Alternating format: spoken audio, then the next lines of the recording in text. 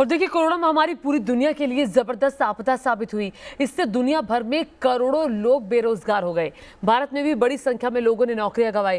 लेकिन मोदी सरकार ने इस आपदा को भी अवसर में बदलने का जज्बा दिखाया है और इस साल के बजट में अर्थव्यवस्था को ऐसे ऐसे बूस्टर डोज दिए हैं जिससे ये साल नौकरियों के लिहाज से सबसे बम्पर साल साबित हो सकता है।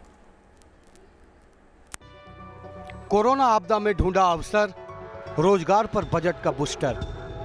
बजट पेश करने के बाद बाजार बम है, कारोबारियों का भरोसा बढ़ा है, निवेशक लौट रहे हैं। सबसे बड़ी खुशखबरी नौकरियों को लेकर है और शेयर बाजार लगातार तीसरे दिन छलांग लगाता नजर आया।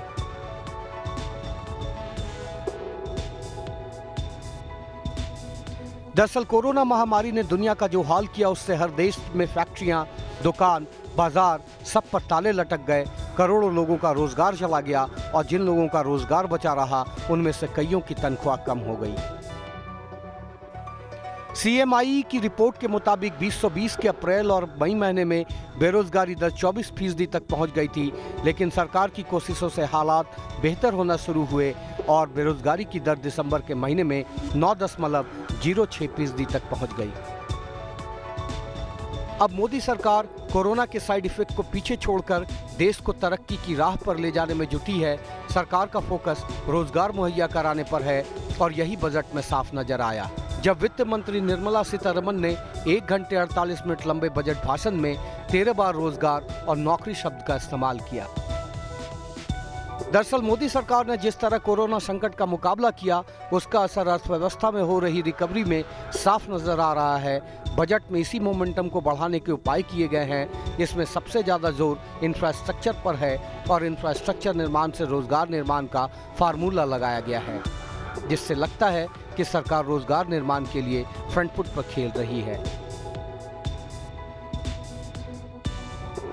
माला परियोजना के अंतर्गत 5.35 लाख करोड़ रुपए का ठेका पहले ही दे दिया गया है, जिसका 3,800 किलोमीटर भाग निर्मित हो गया है। वर्ष 2022 तक हम दूसरे 8,500 किलोमीटर का ठेका देंगे और राष्ट्रीय राजमार्ग गलियारों के 11,000 किलोमीटर को पूर्ण करेंगे। बुनियादी ढांचे के लिए रोजगार देने की मुहिम में सरकार ने 6500 प्रोजेक्ट लॉन्च करने का ऐलान किया, जिससे एक साल में करीब 2 करोड़ रोजगार के मौके बनेंगे।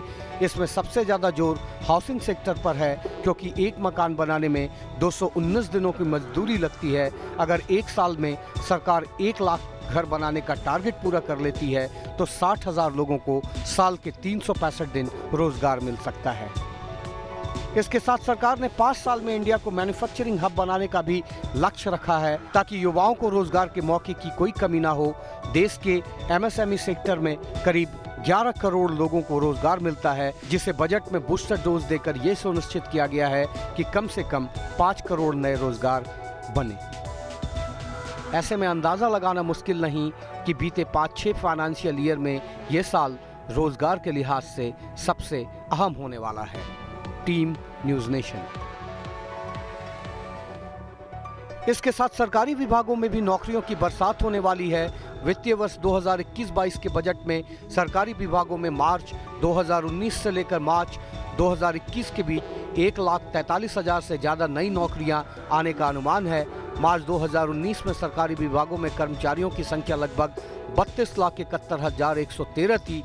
मार्च 2021 तक यह आंकड़ा 34,14,226 तक पहुंचने की संभावना जताई जा रही है। अब बजट के जरिए रोजगार और रोजगार से बाजार में बाहर का गणित भी समझ लीजिए। दरअसल बजट में जो इंफ्रास्ट्रक्चर पर धन खर्च होगा वो रोजगार के सबसे निचले पायदान यानी मजदूर से शुरू होगा। इंफ्रास्ट्रक्चर पर सबसे ज्यादा धन लेबर के हाथ में जाएगा। जब वो उस रकम को अपनी जरूरतों के लिए खर्च करेगा तो बाजार में मांग पैदा होगी और इसका असर पूरी इकोनॉमी पर होगा। ऐसे में अंदाजा लगाना मुश्किल नहीं कि बीते 5-6 फाइनेंशियल ईयर में यह साल रोजगार के लिहाज से सबसे अहम होने वाला है। Team news nation.